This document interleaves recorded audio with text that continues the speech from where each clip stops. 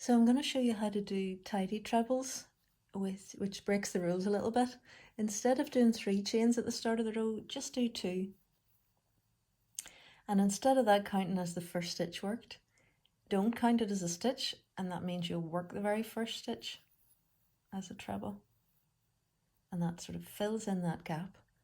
You've only done 1 stitch here, even though it looks like you've got 2. So when we get to the end of the row, if I just work my way over there, what we'll notice is that we work into true and proper stitches, and we don't have to dig for the turning chain. So it's actually easier to see, easier to do, and tidier to work. So I can't see it being a problem. So we've got 2 more stitches left to work. There's the extra turning chain, which we're not going to bother with. So this is the last 2 posts here and here. So a treble in here and a treble in here. And we're not going to have to dig for any turning chain. We're just going to turn now.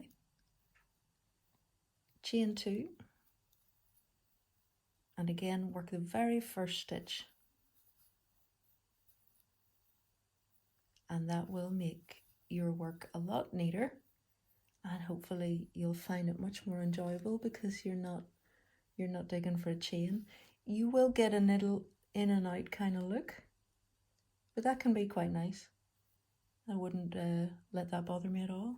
And you avoid having those big nasty gaps at the sides. There's an example of a piece which I used to work 3 chains at the start of the row. Okay, it's quite neat, but you can see here there are these large gaps. They really don't look so good. Look sort of like you've made a mistake. So this is much neater. Give that a go. Good luck.